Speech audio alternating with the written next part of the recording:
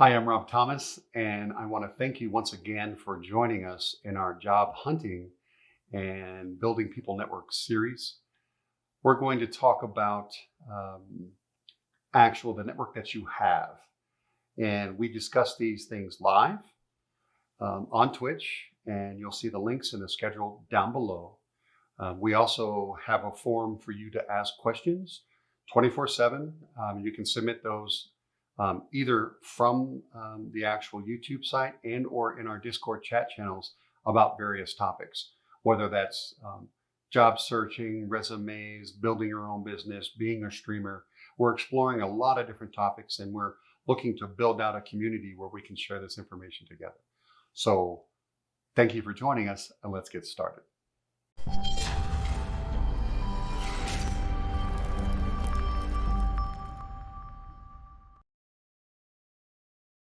So we're going to talk, like we said, about actually building people networks. But one of the things that I find interesting is that a lot of us are kind of stuck, or maybe even trapped, and we don't necessarily branch out.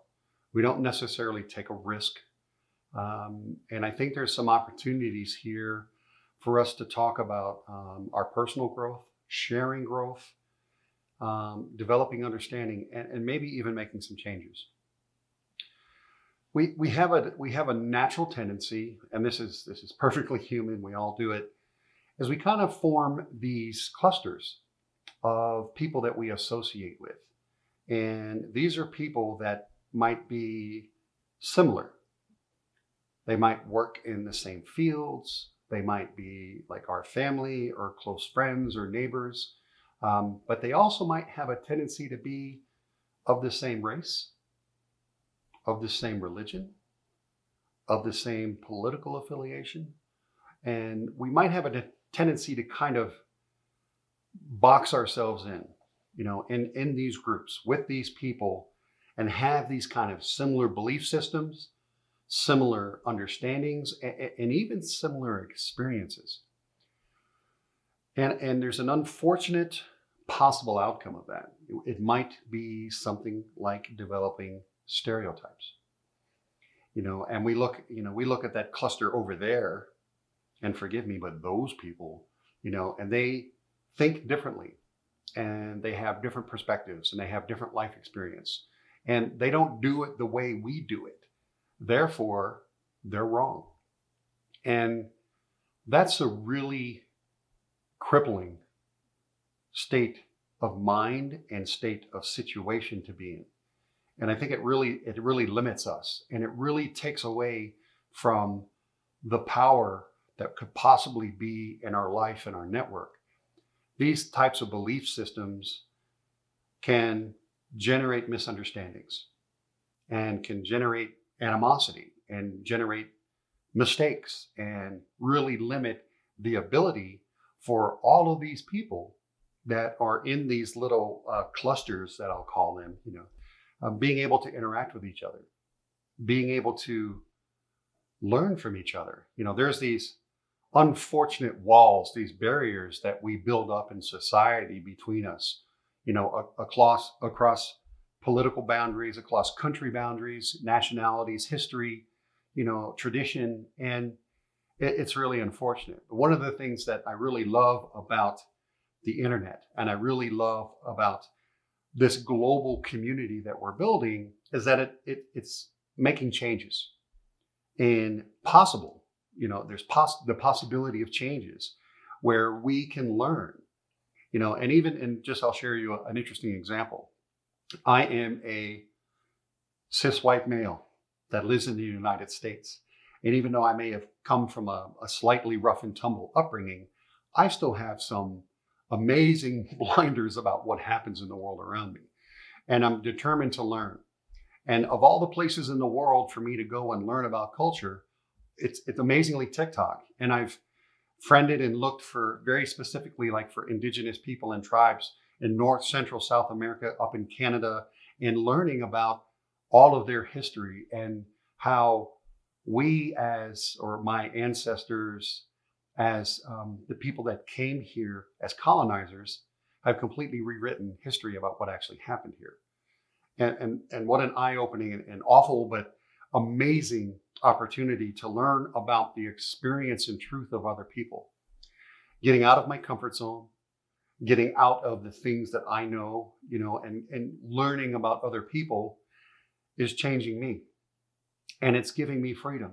And it's not easy to put myself in a place with people that are completely different than me, even physically, and to learn from them about them, and for them to be able to learn about me and my culture and maybe my bubble, so to speak, my cluster. This is out of habit, and using this technique has given me an amazing amount of freedom. And it's given me the ability to step out of my insecurities a little bit and learn about other people, and not be so close-minded, and learning more and more about other communities and other sexual orientations and other colors and other religions, and learning that there's so much beautiful diversity in all of us as people. And it's allowed me to continue to grow and to share and to understand, and really to get rid of a lot of those old stereotypes. And now the strength and the size of my cluster is virtually limitless. And it's amazing what people from other walks of life have to bring to the table and to teach me, and hopefully for me to even share and teach with them. And this just becomes almost exponential in its value. So I'm strongly recommending for all of us to try to step out of our bubble and our cluster, and to learn to reach out of our comfort zone and to grow. And I think it's going to be a really valuable experience. And within this circle of people, these personal interactions that we have, almost literally the one-on-one interactions that I have with people, seem to be the most powerful, the most important things that happen. And for me, each relationship has significance. Now, the more I have, the more interesting it is to try to nurture and feed all of those. But I think it's important to at least have an understanding around what each one of those relationships requires from me. The relationship I have with one of my female friends, and how much nurturing and interaction and contact and reinforcement it may or may not need, might be different or might not than the relationship I have with one of my male friends, or one of my gay friends, or one of my transgender friends, et cetera, et cetera. So all of these, and maybe a child or someone that's older, and all the different possible variations and permutations of relationships, and the intervals that are required to maintain these individual relationships, health and connection, is going to be vastly different from relationship to relationship. And we grow together and we grow apart naturally. And I'm finding that there are friends that I have that I interact with once every 5 years, and that's all we need. And we connect as if we didn't miss a beat. And there's other friends that I have an amazing, intense personal interaction for a very short amount of time. And it's beneficial for both of us. And we both leave that relationship going on to the rest of our lives, having benefited from it, and everything in between. And I don't always have to get it right. And I'm not always going to know in advance, what that interval needs to be. But what's interesting is that the benefits that we get from each other are wildly variant, and sometimes they're amazing and they're deep and they're powerful, and sometimes they're ongoing, and we continue to learn from each other, continue to grow each other, and interact over a long period of time. And this could be a marriage. This could be a BFF. This could be even a work colleague that maybe that relationship grows in connection emotionally and even spiritually. And it continues to evolve. And the type of relationships and the depth and the quality of relationships that I have continued to increase, as I've gotten older and as I've evolved. The quality that I want in my relationships matters to me more. And what's really interesting to me is the kind of alignment that starts to happen with the network of people, and in each of these relationships start to kind of be interestingly connected.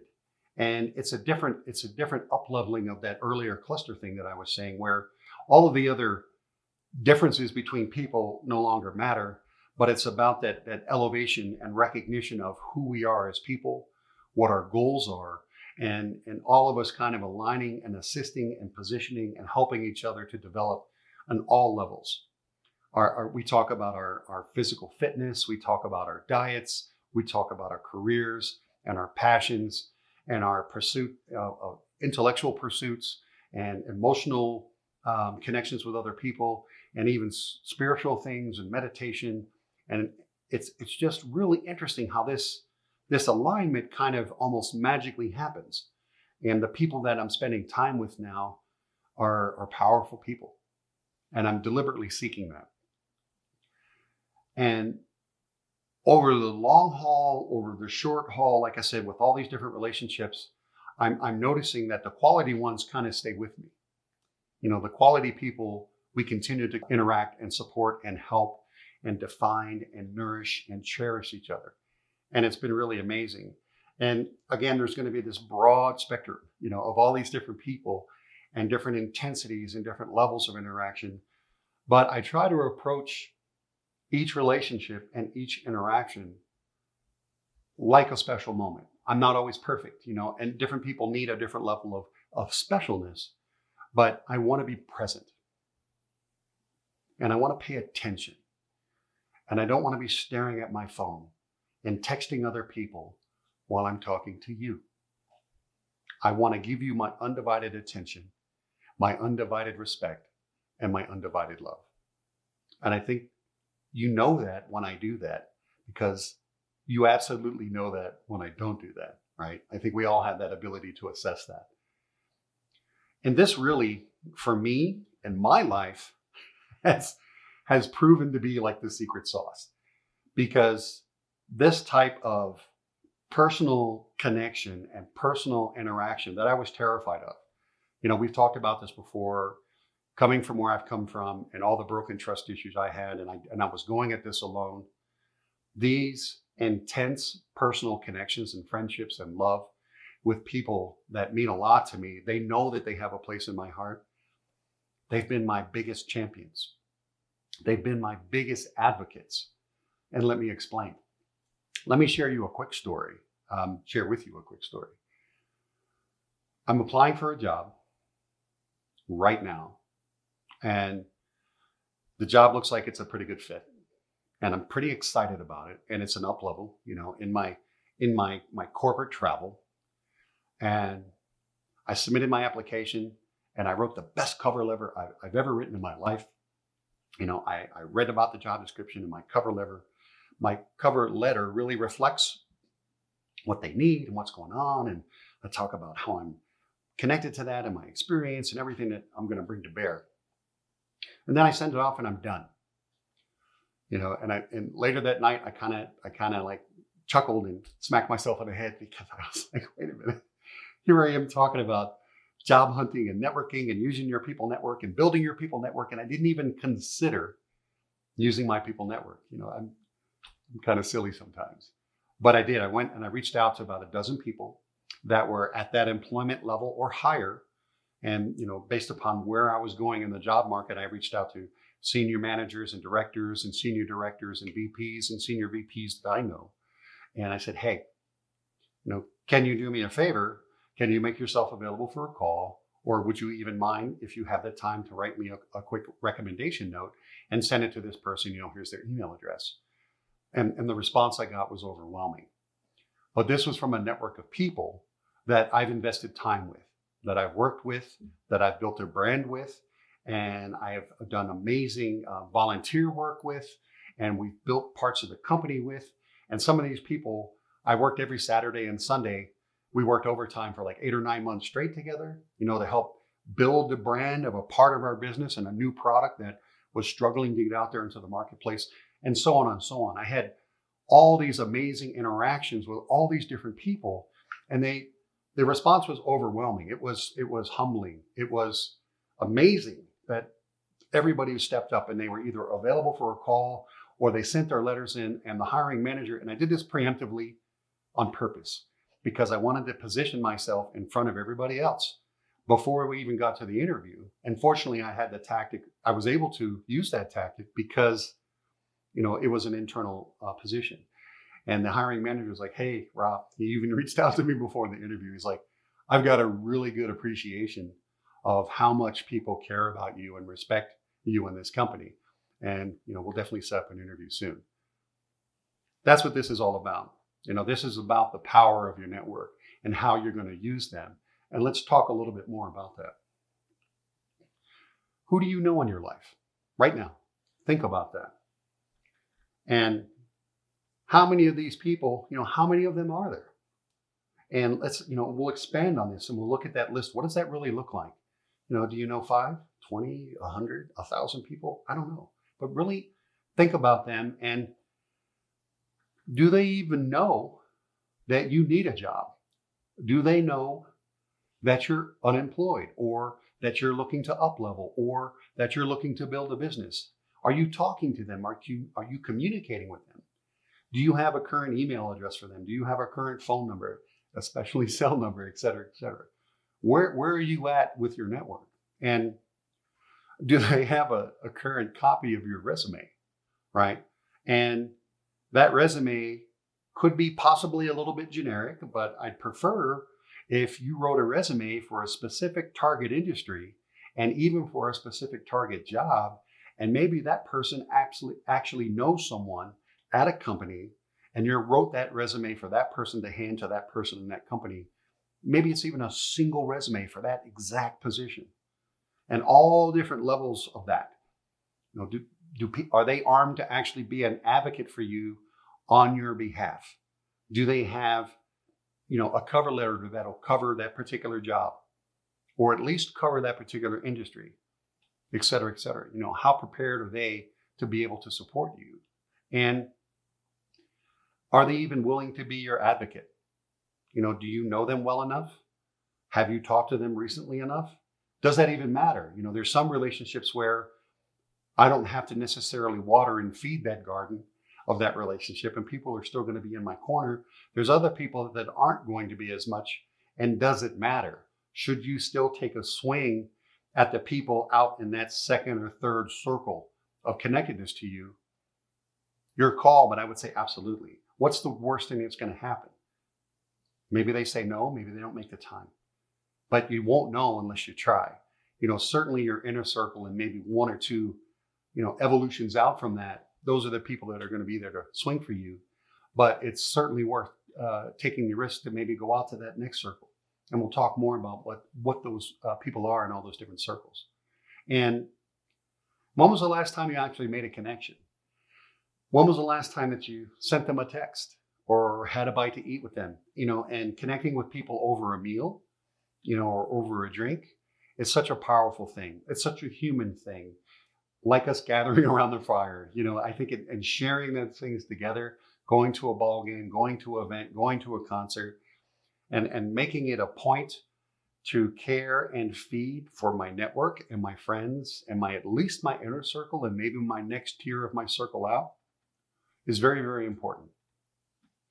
And if I'm in the business of building my career path and in the business of maybe setting up another company for success, then most, or at least some, of my after hours time is about that. And taking care of those people and those friendships and those relationships. And from a personal perspective, these can be anybody, right? It can be our friends, it can be our mentors, our inner circle, maybe some of our closer colleagues, of course, our family, and maybe it's your dance instructor. Maybe it's your dentist, maybe it's your running coach or your accountant. Maybe it's Uncle Bob. You know what I mean? It could be anybody. And we sometimes dismiss people even in our closer circle because we don't want to trouble or bother them. Trust me, trouble them, bother them. You'll be amazed at the people that are willing to jump in with you and advocate for you, but they've got to know that you're looking for work. Talk to them, network with them, let them know, go out of your way to talk to people.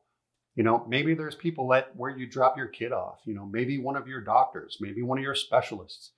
Any of these people in your network need to know. Don't be embarrassed, right? If you need help, ask for help. It's okay. People naturally want to help each other. This works. I've used it. All of my awoken life, I'll say, before I was trying to do it by myself and I didn't want to connect with people. But once I started doing this and once I started building these bridges, I have an international circle of advocates all over the world. And I can call somebody in almost any city in the world and go, hey, sometimes it's a total stranger and I have a unique connection, through recovery circles and other things where people are going to automatically connect with me anyway. So I've already got a leg up and I've got an advantage. But maybe through your church, maybe through your mosque, maybe through your temple, maybe through some other type of group, professional or otherwise that you're connected to, you've already got a circle of people that you can reach out to. Like I can reach out to Marines and ask them for help. So there's lots of different parts of even our personal network. And then let's take it to your professional network, right? Who have you worked for? Other employers, maybe other business owners that you know, maybe the competition, right? Maybe you can talk to them. And senior managers, and depending upon the level that you work at, do you know people that are on the board of directors of your company or others? Do you know people that are VPs, C-level, senior VPs, senior managers? Who has the ability to make a decision to hire? And are you looking for high risk? Are you looking for a startup? Are you looking to connect with entrepreneurs or investors? Like depending upon where you are in this, maybe you need them to help you start something. Do you have actually a good business plan, et cetera, et cetera? And there's so many ways that this evolves. Have you done work with charity organizations?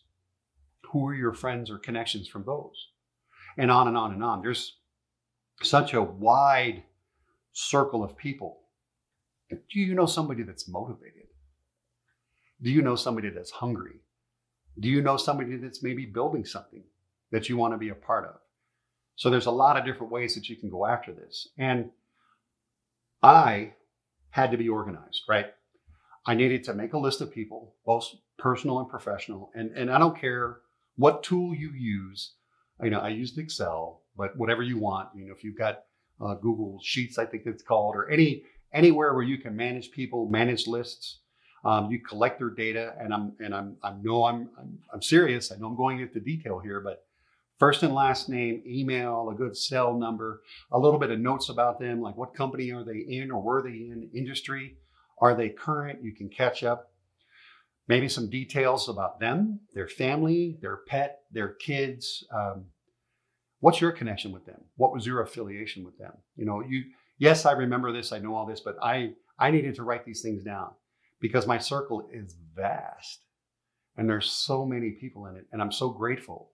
And then you take it to the next level. What about their connections? And what about the people that they know? And very gently kind of pushing them and maybe asking for their help. Not only will they advocate for you, please, but do they know anybody in their circle that might be able to advocate for you on your behalf as well? Do they know recruiters? Do they know placing agencies? Do they know headhunters, et cetera, et cetera? Who's in their personal and who's in their professional network that might also be of service to you?